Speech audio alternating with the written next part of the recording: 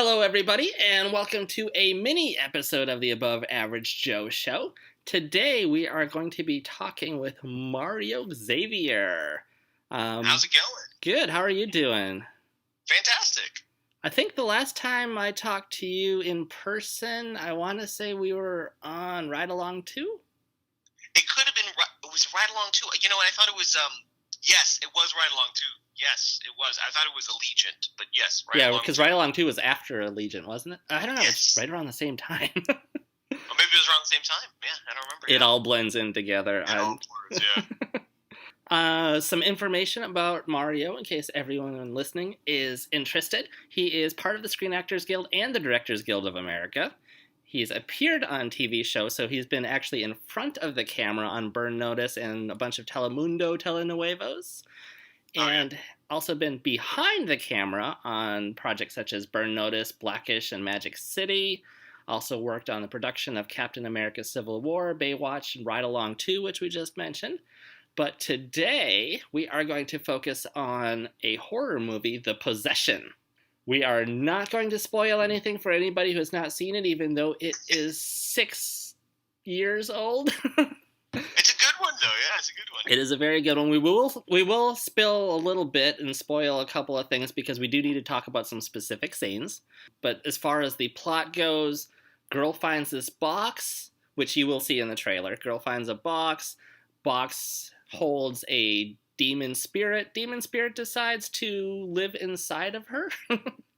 And then the story unfolds in various scary, freaky ways. We've all heard that story before.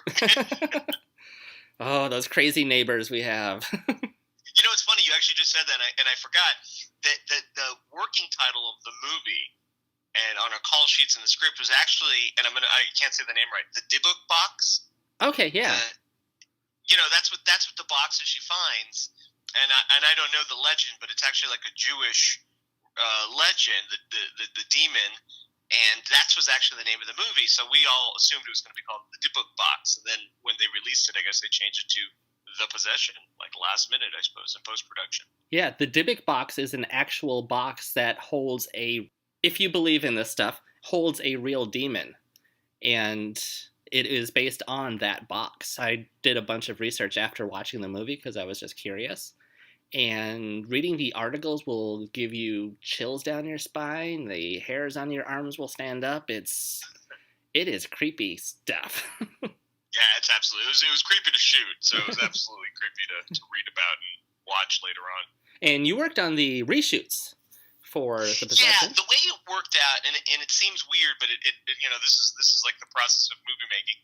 They had shot the whole movie in Canada, and Jeffrey Dean Morgan was in Florida because he was working on a series called Magic City at the time on Starz Network.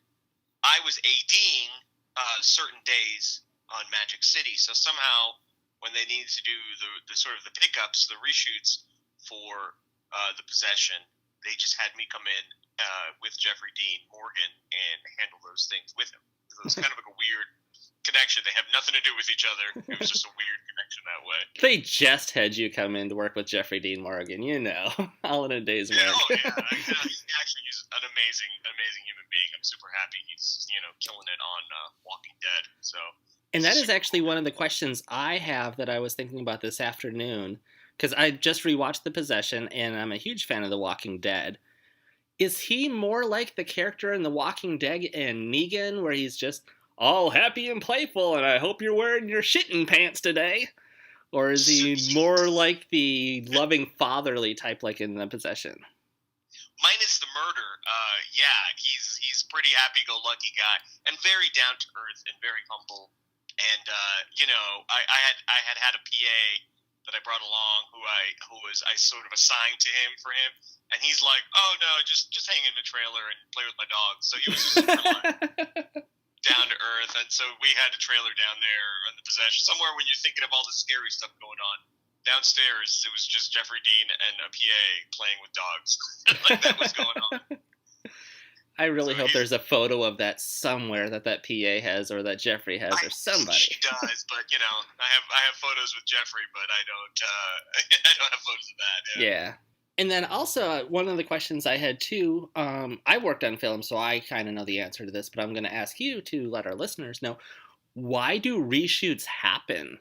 Why is there reshoots? Is that because somebody screwed up the first time? Is it because they missed something? Is it a combination of all of that? Or It can be many reasons. It could be, the movie's either something doesn't get finished during principal photography, so they sort of throw something on as a sort of a reshoot or a second unit thing. That's a possibility. Or they watched the movie and something was missing and they needed to get these inserts or these little pickup shots. That's very possible. So there's a lot of reasons reshoots happen, or maybe test audiences hate the ending and like this is an awful ending and something's missing or whatever.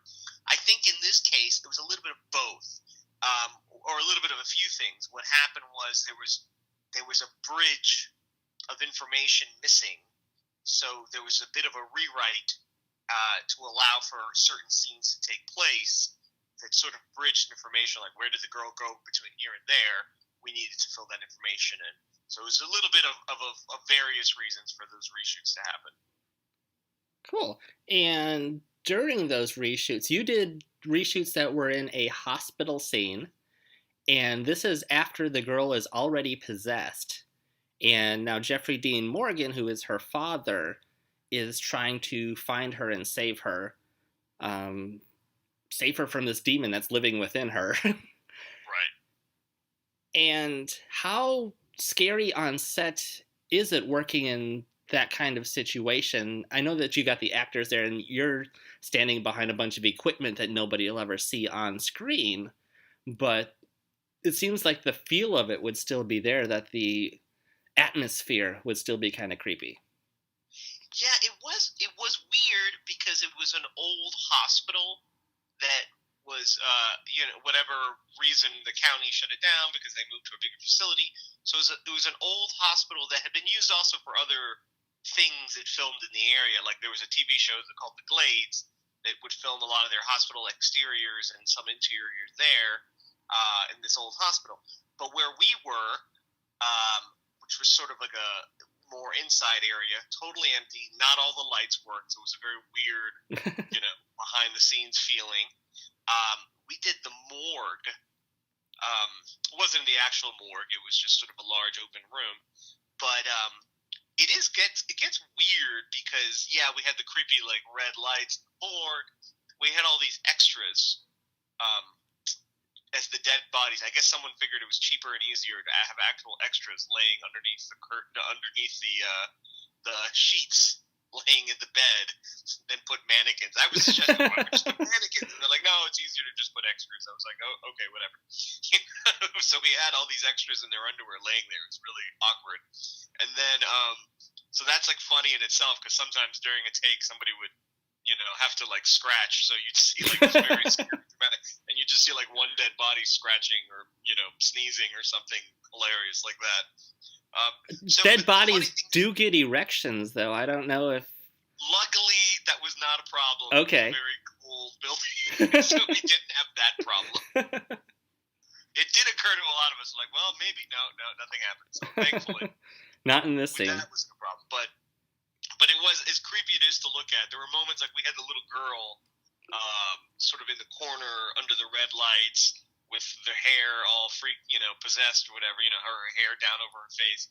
That looks a little creepy on set. You're like, oh, I took some photos of that, and it was a little like, well, that's freaky. But in general, horror movies especially are super awkward to shoot because there's really, like the girl hanging from the ceiling was a wig on a stick.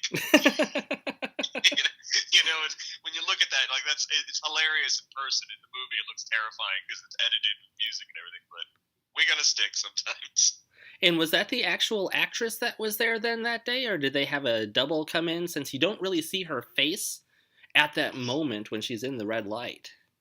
We had the little girl. We did a bunch of shots with her. We had the little girl, the actress on set, and we had a stunt double hanging from the ceiling on a harness and sort of flying across the room. So we had both on set. And the little girl also had, and again, this is one of those like weird, silly things that you see on set. she had little motion tracking dots on her face because her Ah, face sort of contorts or morphs or whatever, yeah. as she's possessed. So it's a little bit of combination of we're seeing this girl's face plain, no special effect, and then also morphing into demon face with motion track. But again, it's just a little girl on set with like painted polka dots all over her face. So it doesn't look scary in the movie. It's terrifying, but it just looks awkward, in real life. And then you said that she had a stunt person with her. How old-ish is her stunt double? Did they get like an adult to play the 9-year-old, or did they find a 9-year-old stunt double, or? Oh, it was a grown woman. I mean, I very rarely heard of children performing a stunt, really just obviously for obvious reasons. There are children who are gymnasts and martial artists who get picked to do some things, but you really obviously, for obvious reasons, don't want a child doing anything of any physical danger. But anything most times when there's a child doing something physical dangerous, there's an adult who's just very small. So really, if you're a short adult and you're actually athletically inclined, you might have an awesome career doubling children. Or if you are a wig on a stick. Or a wig and a stick. If you're a wig on a stick, you're gonna do well in the film industry as well. And you had sent me another photo. I believe that they were setting up a shot, it looked like, because there was a girl on an apple box. And they were facing each other. There's a guy and a girl on an apple box. I couldn't tell if it was you or somebody else. No, that was a stand-in. Yeah, we were just setting up. That's exactly when like the father finds a little girl wandering this abandoned hospital. That was exactly that shot that we were setting up for. And I think you can kind of see the wig and the stick blurry in the background. Yeah. Because that's sort of like, that sort of reveal when she drops off the ceiling kind of thing. So we were kind of like setting that stuff up there. And one thing that we did mention before is that we had worked on Ride Along 2 together. Yeah. And I actually just sat down with Lorenzo Yerby. And I don't know if this episode will air before or after his episode, but one thing that we talked about was the scene that takes place in the quote-unquote club, which was the Capitol building in Atlanta. Oh, right. And there was a shootout scene. And honestly, this is one of my, one of the more humorous memories I have from working on that set. Because they had the shootout in one section, and then all of the background and extras had to exit as fast as they can and evacuate because of the shootout up these stairs and around the corners. And I don't know what happened in the scene that was taking so long, but it got to the point of where everybody had evacuated, so nothing was happening. And you're like, I need people, come, and someone. And all the girls were refusing because they were wearing heels. Oh, yeah. So you ended up running back and forth because nobody else wanted to run. That's so funny. What an incredible memory you guys have about that. That's so funny. It is actually in the movie. Yeah, there was. I won't name the actors. I feel terrible. I don't want to embarrass them. But the lead actors some actors in that scene could not remember their lines. Maybe because we were filming that for 5 nights straight. Yeah. It was exhausting, and everybody was tired, and there was just hundreds of extras in this giant building, which was supposed to be a nightclub. It was, like you said, the Georgia Capitol building, and everybody was just dead exhausted. When you're there for 12 hours overnight, by the time you hit hour 9, you're already exhausted, let alone hour 12. Yeah, and you never can, you have jet lag because you can't regulate your sleep. Everybody was exhausted. It was awful. And then, so what ended up happening was, the actor couldn't, and finally it was the last take. I mean, you feel when it's the last take because there was so much frustration because the actor couldn't get the line. And I think we had to be out of there by a certain time because it is the Georgia Capitol building, and employees come in at a certain time to work. So there's only so much time to shoot those scenes. But yeah, I remember that. It was like we were out of extras running away. So I just threw my radio on the floor and ran across from behind the camera, and that's the take that made it. And the director of photography was like, "Oh, thank goodness! Like the timing was perfect." Everybody was laughing because it was just me scrambling up the stairs, like if I just escaped the shooting, And you did a couple of somersaults too. I remember you doing flips onto the couch and everything. Oh yeah. We tried to make it ridiculous. Like I tried to jump, over the couch, all those things. Yeah, we You tried were to make trying it to be like 5 people all at once. It was great. It was just really nuts. And while we were also there at the Capitol building, I was just watching Ken Jeong's stand-up comedy routine that you can watch on Netflix.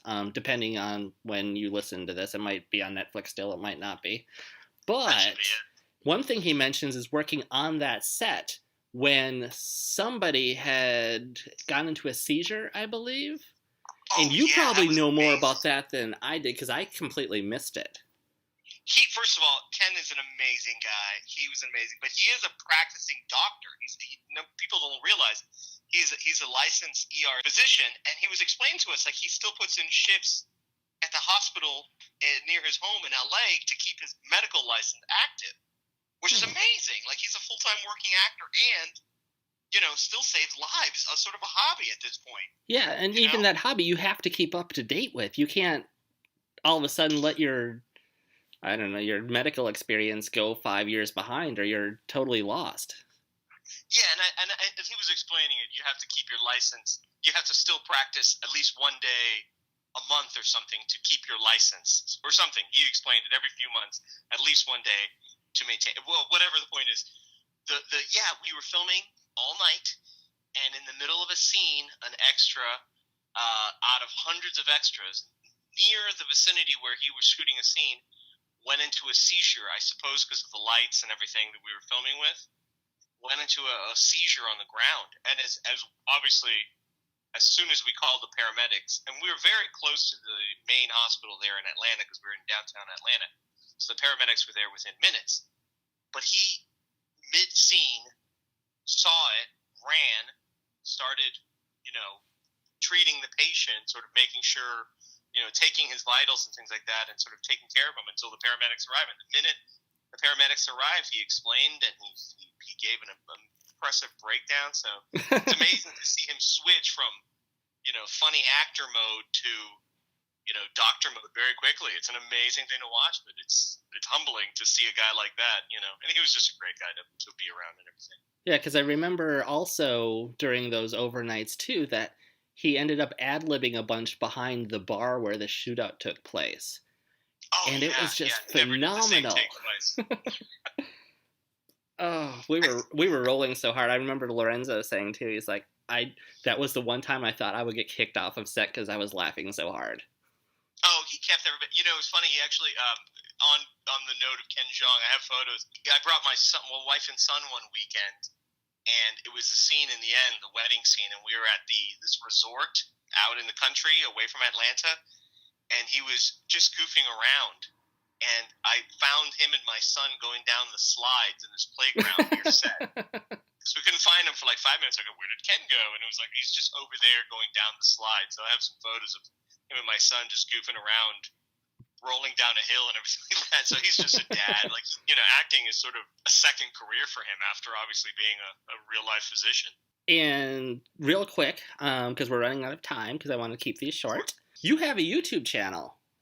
I do. And you also have a series on Amazon Prime. Yeah, we have a couple things. Yeah, I think the way of the future, I tell indie filmmakers, the way of the future is making things on your own. And a lot of the time nowadays, I work a lot less. I make my own stuff now, as silly as it is, and it's all ridiculous. But you can definitely look up Mario Xavier on Amazon Prime. I have a few channels on YouTube. Mario's Mockbusters. Obviously, they're all movie parodies. They're all Mockbuster parodies. I have to say, I love Dinosaur Zoo. Dinosaurs, millions of views at this point in my life. Thank you. It's so good. And what was the inspiration for Super Mega Ninja Rangers on Amazon Prime? Rangers, oh my goodness. Obviously, I grew up with Power Rangers. My son grows up with Power Rangers 25 years later. Obviously, the show's still on. And one of his Taekwondo teachers was a Power Ranger. So we sort of was like, you know what, we got to make this show. So sort of like a parody of Power Rangers in and of itself. Awesome. And we are going to go ahead and call it an episode. Thank you so much, Mario, for hanging out and talking. Thanks for having me. And for anybody that's listening, we will have links to the YouTube channel. We will have links for the Amazon Prime. And so you can catch any of those things on the Instagram or the Facebook or the Twitter. And we will see you guys next week on the Above Average Joe Show. All right, thanks again, guys.